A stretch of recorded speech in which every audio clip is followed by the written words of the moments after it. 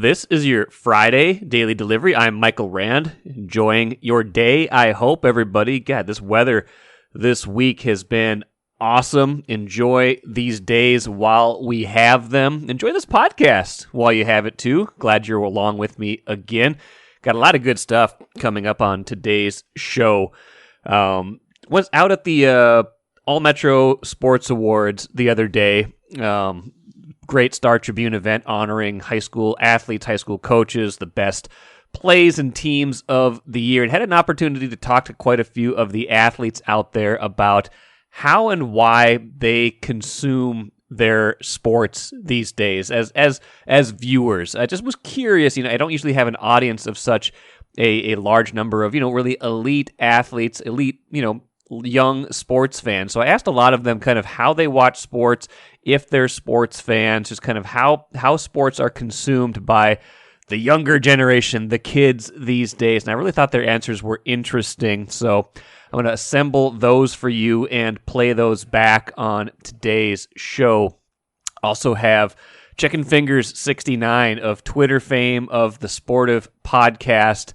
He, anytime over the last 5 years, you probably have seen him, if you follow him on Twitter, griping about the Brandon Kintzler trade of 2017. That was almost exactly 5 years ago. The anniversary is Sunday when the Twins traded their all-star closer.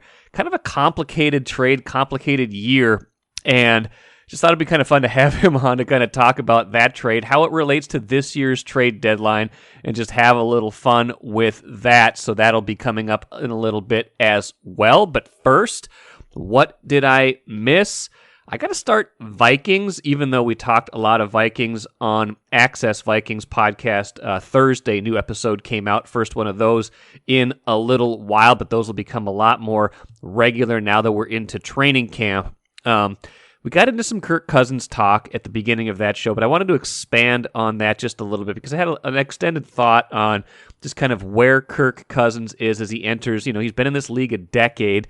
He's had all these different, coaches, position coaches, offenses to learn, and a couple things struck me from his availability, his news conference meeting with the media on Thursday. Number one, I'll play a quote here in a minute, but just kind of the idea of him again in a new system in a new year, and thinking that transitions, that he's kind of used to transitions, but it sounds like this year could be a bigger transition than I might have expected. Let's listen to Kirk Cousins talk about that. I've been fortunate to not only be with great coaches through my career, but systems have stayed generally similar. The challenge has been with new people.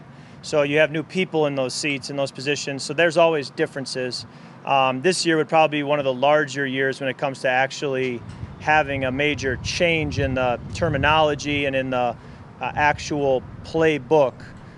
Probably a bigger change than any other year, except for maybe the year I moved from Washington here to Minnesota. So that was interesting to me, the first point, that this is maybe the biggest kind of difference, the biggest kind of undertaking in terms of learning new stuff that he's gone through probably since 2018 when he first came in, was transitioning from Washington to the Vikings. Started the season with John DeFilippo as his offensive coordinator. That only lasted into the late in that season before John DeFilippo was fired, replaced with Kevin Stefanski.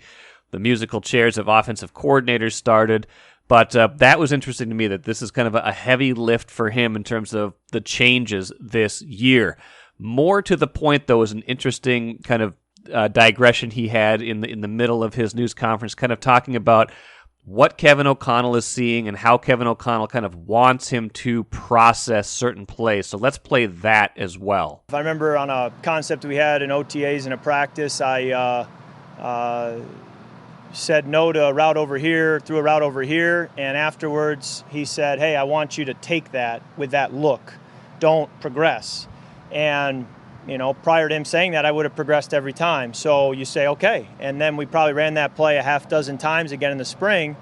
When we got that look, I was going to take that option. So it's important to understand what he wants and not just play to, well, I've done this before, so I'll just do this again. It's more of a, well, how do you want it to look, and then let me execute that way, but that takes time to learn. So that to me was especially interesting, just because, Kirk Cousins, I think, is to a fault sometimes, is a little bit of a people pleaser, but I think sometimes that also can serve him well as a quarterback. He wants to execute how his coach wants him to execute.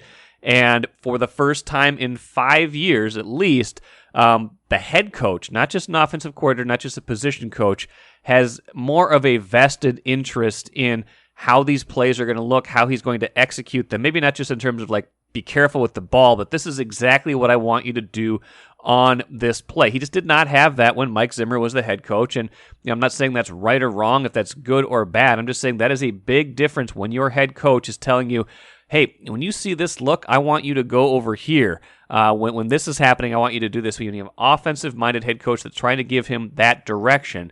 At the same time, like he said, it's a process, and they don't necessarily have all the time in the world. They had the spring to work on some stuff. They've got some training camp now, and then they've got the regular season. But Kirk Cousins is not getting any younger. Kevin O'Connell's got time, but Kirk Cousins maybe doesn't have all the time in the world to show that he is the quarterback here for the very, very long term. So just adds another layer to this season, what to watch for, how Kirk Cousins fits into this Kevin O'Connell offense, how much of a learning curve there's going to be for him, for O'Connell to find out what works, what doesn't work, what are his true strengths, what are the things he wants to stay away from. Can he retrain his brain, retrain his arm, retrain his progressions? You've heard Kirk say over and over again, that's where my reads took me. If Kevin O'Connell wants his reads to take him to different places, that's easy to do in July. Is it easy to do in November when you're under pressure, when you're trying not to make a mistake, when you're in the fourth quarter of a big game, to throw it where you're supposed to throw it instead of to throw it where you've, over a decade or whatever, you thought this is where I'm supposed to throw it? So that will be an interesting kind of push-pull. How quickly can Kirk Cousins learn what Kevin O'Connell wants him to do? And that ultimately could define how successful this season is. MGM Wine and Spirits is the choice for savings, service, and a great selection of spirits, pre-mixed cocktails, wines, and of course, ice-cold beers and hard seltzers. With over 30 locations throughout the Twin Cities and beyond, there's an MGM near you. Head to mgmwineandspirits.com to find a convenient location in your area. Get social. Follow MGM on Facebook and Instagram for all the latest news and trends. Make great moments with MGM Wine and Spirits, your locally owned and operated choice for over 50 years. Save time, save money. Shop MGM. Like I said at the beginning of the show, I have a whole bunch of high school athletes I wanted to talk to just about, how they watch sports these days. I just kind of had this idea when I was at the awards the other night. Great event, by the way. If you haven't followed our coverage, StarTribune.com, go back and look at all the award winners and their stories. Just a great event at Allianz Field. But I know it just was kind of interesting opportunity to talk to a lot of these athletes about, the era they're growing up in and how they consume sports. Much different than what I grew up with, 25, 30 years ago, when you kind of had to watch what was on. You could record stuff. I would record Atlanta baseball games on my VCR. That was my team. Like, if I couldn't watch the game live, I would record them, even if they were in the midst of another 100-loss season, kind of when I started watching them. But just what these kids grow up with in terms of access to sports is so much different than what I grew up with. And my viewing habits have evolved, but it's not kind of second nature to me. So I just kind of want to know how they watch sports. And I was just kind of pleasantly surprised, I think, at the range of answers and how it's kind of really this mix, and how in a lot of cases that they're taking the best of both worlds. But I just thought a lot of the answers were interesting and wanted to share that with you now. My name is Miles Akibwe. I play soccer, and I went to Wayzata High School. Okay, Miles, how do you watch sports these days? Do you watch a lot of soccer? Do you watch a lot of sports, and how do you watch sports? Depends on the sport. I'm a soccer fan, football fan, just a big sports fan in general. But I would say if it's a soccer game, I'm watching the full game on TV. Same with football. When football's in season, I watch that, the whole game all at once. Then also on TikTok and social media, you see highlights and little clips. What do you have a preference of one over the other, or is it just kind of the whole experience? If it's a team I follow, like the Vikings or the Loons, I like to watch the full game all at once. But then if it's like other teams around the league, I like to watch normally just highlights. Do you feel like you can see pretty much anything you want, anywhere, anytime? Yeah, in this day and age, you can see anything you want. Like, what's that like? That's kind of my experience now, but like I'm 45. That's not how I grew up. Like, what's that like to just be able to watch whatever you want, whenever you want? For me personally, like it's kind of just normal nowadays because we've grown up like being able to watch anything whenever we want. You guys are spoiled for TV. We are. Do you have a favorite player? You have a favorite athlete? On the Loons or just in general? For football, probably Justin Jefferson. And then for soccer, I'd probably go with Michael Boxall on the Loons. So you're like, I feel like that's good. Like you're like a local sports fan. You still like, you go like local teams. I feel like there's some people like, these guys haven't won anything, so I'm not going to root for them. Yeah, even I like follow a page on Twitter. It's called Purple for the Win. In their bio, it says, we're here through the pain and pleasure of the Minnesota Vikings. And I kind of live by that. I love this guy right here. He's like he combines like old school and new school sports fan in a perfect way. Yeah. I'm Avery Jesuits, and I go to Wayzata High School, and I'm on the varsity team. I also play club volleyball at Northern Lights. Okay. 3 questions I have for you today, Avery. Number 1, how do you like? What is your favorite sport to watch on TV or to watch live? I think, other than volleyball, my favorite sport to watch is probably hockey, because I feel like the team atmosphere on the ice is so similar to volleyball. You know, you can't play the sport by yourself, and I think that's what makes it really fun to watch. It's just watching the guys and the girls interact with each other and, you know, celebrate big plays, and I really love that aspect of sports. How much volleyball do you watch? A lot. I think there's some athletes that maybe don't necessarily watch the sport they play. Do you feel like a lot of volleyball players watch a lot of volleyball? I think it kind of depends. I think one of my biggest things is like being a student of the game, and I think it's really important to make sure that you're watching other people, because it can really help you improve your own craft. And, you know, I think not every volleyball player does watch it, but I think everybody should. It really helps you improve and learn new things. Do you have a favorite athlete, a favorite pro athlete? Oh, man. I think my favorite athlete as an outside hitter is Logan Eggleston. She's on the Texas volleyball team, and I just love watching her play, and I've learned a lot from just watching her on TV, so that's probably my favorite. Avery, last question. How do you watch volleyball? I feel like watching sports, the experience of watching sports has changed a lot since I was a kid, since you were a kid. Like, there's on-demand content. You can kind of watch literally anywhere. You can watch social media clips. When you are watching volleyball or hockey, if it's not live, how are you watching it? I do a lot of YouTube. I feel like you can almost find anything on YouTube, but there's also this website, I think it's called Volleymetrics, and there's a lot of cool stuff on there. I think there's a couple 100,000 videos of just professional teams and collegiate teams playing, and I have a lot of fun watching that. It's a really good resource. So you don't necessarily just watch volleyball live on TV. You're just like seeking out clips and just kind of, you can get volleyball whenever you want it.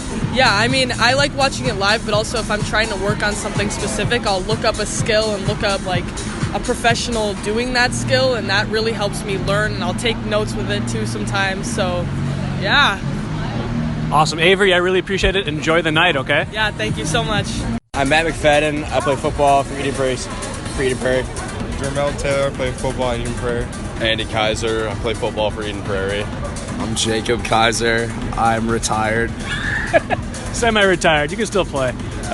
So I'm just out here talking to everybody at the All Metro Sports Awards about how you guys watch sports these days. Do you watch full games on TV? What sports do you watch? Do you watch clips? Do you watch highlights? Matt, how do you watch sports? I would say I watch full games, mainly just football, just because that's my play and that's what I'm most into.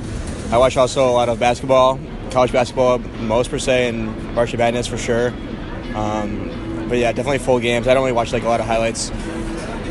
Jermel, how about you? I would say I do the same, but I watch a lot of clips more than like games stuff. Like how? Like where? YouTube. A lot of YouTube. You like being able to just watch whatever you want to watch whenever? Yeah, it's a nice thing. Andy, how about you? I'll usually watch full games when it comes to, I watch a lot of college football and NFL, and then I'll watch like a little bit of hockey every once in a while and college basketball. then I'll also see clips on like YouTube, Instagram, and I'll watch some stuff there. Has that just kind of been your experience, like as long as you can remember? Yeah, pretty much. What's it like to just have like, okay, like that's kind of my experience now. Like I'll watch a full game now, but I'm also like, if I miss it, like someone makes a great, like someone scores a touchdown, I'm like, oh, I heard about it, but now I want to see it. Like, so I'll go look on Twitter, Instagram, and I'll go find it. Like, what's it like to just be able to watch whatever you want, whenever you want? It's pretty cool because you'll hear, or like during football season especially, I'll see like someone on my fantasy team scored a touchdown, and I'll go back and look at the clip or something. So it's pretty awesome just to have it like at your fingertips and be able to watch whatever, whenever, pretty much. What about you, Jake? I myself watch a bunch of like UFC. So I follow UFC on pretty much every social media. So I'll just be scrolling through, and just because of like all like the diagnostics and analytics that they have from like what I'm looking at nonstop, I'll always see like something UFC or something hockey, for instance, or Arizona basketball, because I go to school out in Arizona. I think it's like a lot different nowadays, the way like social media has like kind of evolved, especially with like all the algorithms and stuff. Like it knows what you want to see when you want to see it, so it's definitely a little bit different. Awesome, you guys. Appreciate it. Enjoy the rest of the night. Thanks for the insights. Thank you, Michael. Thank you. My name's Kate Cordes. I go to Shakopee High School, and I play basketball. Okay. Do you watch a lot of basketball as a basketball player? Yeah, probably. When you watch basketball, how do you watch basketball, and what kind of basketball do you watch? Probably during the season, I watch a lot of like high school, but I mean, I also like watching a lot of NBA, a lot of WNBA, college, especially during like March Madness. Do you just watch it on TV? Do you watch it on social media? Do you watch it streamed? How do you consume your sports? A lot of the time I watch it on TV, but like if I'm just watching highlights, I'll find that on like Twitter and Instagram, stuff like that. Do you feel like that's pretty common, like that your friends kind of consume sports that way? Yeah, I think a lot of people probably get it from like social media and stuff like that. Last question for you. Do you have a favorite athlete? Professional athlete. You can't say like one of your teammates. Yeah. That's a cheat answer. I really like, Michael Jordan, but he doesn't play anymore. But Anthony Edwards, I like him. Awesome. Kate, I appreciate it. Have fun tonight. Thank you. I'm Adam Tebbs. I played soccer and baseball, and I went to Southwest Christian High School. You guys can't see Adam, but he is one of the best dressed people out here at All Metro Sports Awards. Got the suit, got the shoes, got everything going on. I'm impressed. Thank you very much. Okay. Adam, what's your favorite sport? My favorite sport is probably baseball, but favorite sport to play is soccer. Do you watch a lot of soccer and baseball? I do. How do you watch soccer and baseball when you watch it? Soccer games, every Loons game, I'm probably here. If not, I'm watching on TV. Same with other MLS and other English Premier League games. I'm watching on TV. And if I miss the game, then I'm going to watch the highlights of it, either on YouTube or Instagram. And baseball, it's a tough sport to watch and endure through. But normally, if it's a game that I really want to watch, I'll watch it on ESPN or something. If not, I'm probably just watching the highlights on Instagram or TikTok or YouTube and just the games that I want to see. Why is baseball harder? Baseball's a hard sport because it's so slow, it's super long. If you're not at the game or not invested in it, then what's the point of wasting your time when you could be working out or watching another game?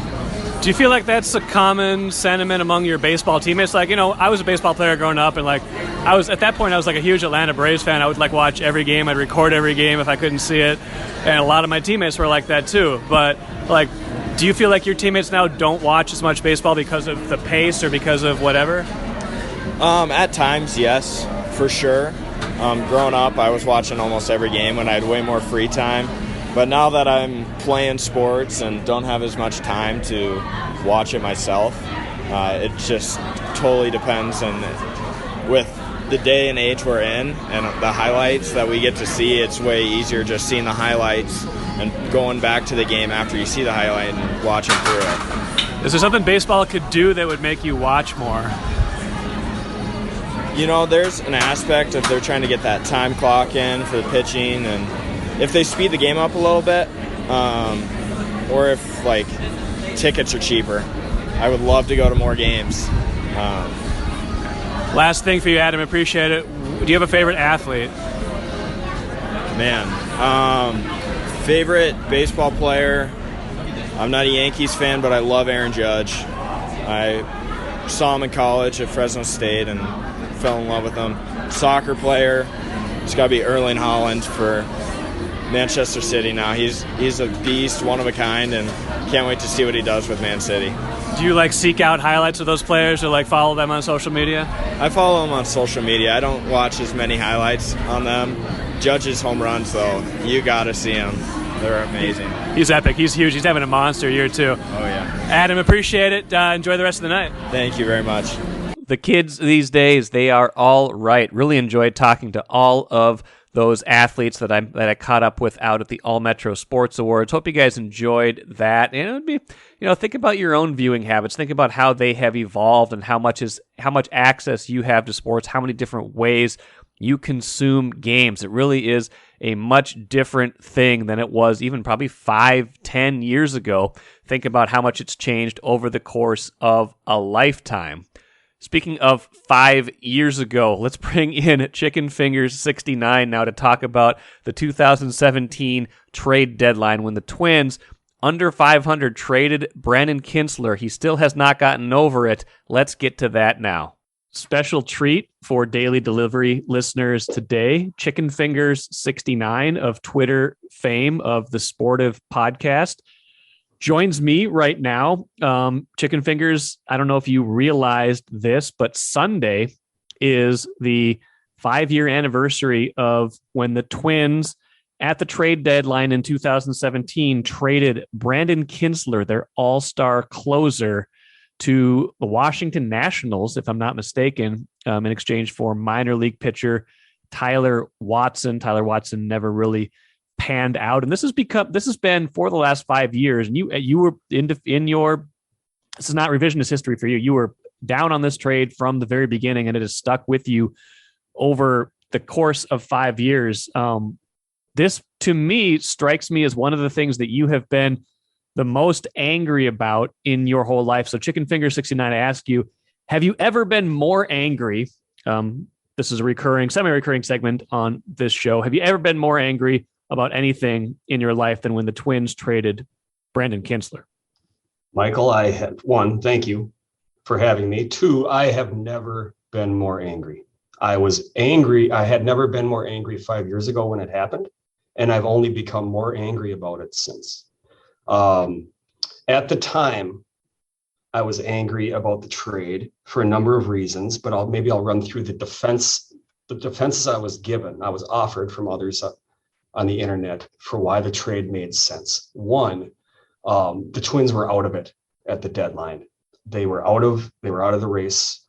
That was maybe the biggest reason. So they should take whatever assets they can get. That obviously proved to be untrue. They went on to win, even without Kintzler. They went on to win the division. No, the second wild card. Excuse me, second. They went on to the playoffs. Maybe that's yes, more accurate. Excuse me. They went on to the playoffs. So that proved to be untrue. Two, it was a good haul. They got good pieces in place. That you mentioned, they received Tyler Watson, who never did pan out. I knew at the time he wouldn't. His ceiling was a middling lefty soft tossing reliever, the type of reliever that is available during the offseason for $1 million. There's 1 million Tyler Watson free agents in the offseason that any team can get for $1 million, $2 million. And then they received $500,000 in international slot money. Research I've done never shown any justification. It's never been proven to me or shown to me that they even used those dollars for anything. $500,000 is obviously a lot, but relative to the overall slot, that's not very much money. So they didn't receive really anything in return. That's been proven, and they weren't out of it. The third thing that was mentioned to me, that was maybe their first trade. The Boy Geniuses, this was the first year in charge. It was their first year in charge, maybe their first big move. And what was explained to me is those two are known for pitching development. And what I was told at the time was Chiken Fingerz. Soon we're going to be swimming in so many pitching prospects. You're never even going to remember Brandon Kintzler's name. You're not, there's going to be so much pitching in this organization. There's going to be too much. So don't even worry about it. If Tyler Watson pans out, great, but it's not going to matter because between drafting and developing, they're going to have so much starting pitching and relieving that you're not going to know what to do with it. Again, obviously that hasn't panned out. These guys, they've had 5 full seasons. This is now their 6th. Maybe the top starting pitching prospect that they've drafted and developed. Who would that be? Maybe Bailey Ober. Yeah. They've traded for a few, had some success, hit and miss success with a few different trades. But as far as starting pitchers that they've drafted, or even relievers that they've drafted and developed, we're 5-6 years into this process, and we've got Bailey Ober. So that certainly hasn't panned out. I think what I remember at the time was that this could be, what I was concerned about was that this would be a harbinger. That's maybe not a hard enough word. An omen. Maybe that's an evil enough word. An Yes. omen of what's to come. And I think it's played out. One, these guys they misread the league. They thought they were out of it. Yeah. And I think a lot of these things are playing right now, this season. They misread the league and they thought they were out of it and they weren't. And now what we're seeing is, I think before this season started, this organization thought they didn't have a great chance. It's because it's the reason why maybe they didn't go out and sign more relievers. They didn't go out and sign more starting pitchers. And now they're leading the division. And we're all looking at each other with this disaster of a pitching staff, wondering why they didn't invest more. So they misread the league. Certainly something they did 5 years ago. I think they blinked at the deadline. They could have held out for more. They didn't receive much for what was, like, Brandon Kintzler's not, he's not Dennis Eckersley, but he was a serviceable arm that they received nothing for in return. He had 28 saves for the Twins that year, and a 2.78 ERA was in fact an all-star. It's an interesting time. Maybe we can kind of talk about this a little bit. I'm glad you brought up the relationship to this year, because I do feel like that 2017 team bears some resemblance to this year's team, right? Maybe it's a better than expected team. In the Boy Geniuses' mild defense, I would say they were cratering heading into the trade deadline. I think they were 50 and 53 at the time they had traded Kintzler, even though they had started and were well above 500 for a good part of that year. I think it was a pretty significant surprise that by the end of August, I think they were 70 and 63, that they had come alive even after trading Brandon Kintzler. But to your point, the bullpen that year was an unmitigated disaster, even without the full services of Kintzler for the whole year, even with him posting a 2.78 ERA and getting those 28 saves. They had a bullpen ERA that year that was 22nd in the major league, 4.40. You had Taylor Rogers emerging a little bit. You had a couple other things. Trevor Hildenberger was relied upon a lot, but they did not have a lot of options down there. So the haul for, the price to keep Brandon Kintzler for 2 months and see what you could do was, I feel like you're being fair and saying not worth just, giving him away for, a prospect that in your mind was not going to pan out anyway. So it was an interesting year. And I think if we can kind of bring it full circle to this year, I am curious, how they view this year's team. I mean, this year's team certainly in better shape at the deadline than that team and leading a weak division. But by the same token, how motivated will they be if they don't think this is a team that can actually win it all this year? Well, I think to address your mild defense, what seemed obvious was that they were cratering and they were out of it. I think we praise and pay the Boy Geniuses to use analytics and metrics to identify things that aren't easily observable. They should have been able to use what they claim to be their statistics and analytics and metrics to identify a wild card position that was achievable. They should have been able to. I think this offseason, everybody thought, oh, this is the White Sox division to lose. There's no chance the Twins. Yeah, that's an easy thing to see. We shouldn't be giving these guys passes just because it's hard to analyze a division. That means that they're absolved from analyzing it. That's their job. And just because it's hard doesn't mean they're absolved of their duties. I think that's fair. And I think what we're seeing, what it proved to be an omen was they just simply don't value bullpen arms. And what we've seen over the years, they trade away Presley, they traded away now Taylor Rogers in the offseason for really, which is proven to be a pretty disastrous trade. Taylor Rogers is doing well in San Diego, and we received absolutely nothing of value for this season, at least in return. The Boy Geniuses believe they can just craft a bullpen out of nothing, out of reclamation projects and has-beens and non-prospects, and they have the ability to, and they haven't shown it. They haven't shown this ability to craft a dominant bullpen, sustained. There's been flashes, but nothing sustained to develop this dominant bullpen. And in the meantime, the good pitchers in the bullpen they trade away for often peanuts. Last final thought for you, considering how angry you were 5 years ago and how angry you have remained. Will you do anything to mark the 5-year anniversary on Sunday? Any kind of ritual, any kind of cleansing of the palate, anything that you can imagine that would make the next 5 years less painful to you? Sure. I think the first thing that comes to mind is something like I would go on Twitter and demand apologies from everybody. But the difficulty with that is that's just another day for me. It's not a marker of a 5-year anniversary. There's nothing remarkable about me going on and demanding apologies. To date, for being correct about this Kintzler trade, I have received exactly 0 apologies from anyone. Eric Falvey, Thad Levine, they haven't even left town, have they? They haven't left town. They haven't reached out in any meaningful way, as far as I've seen, to offer any explanation or apology. So maybe on Sunday I'll sit there on the patio and wait for their call.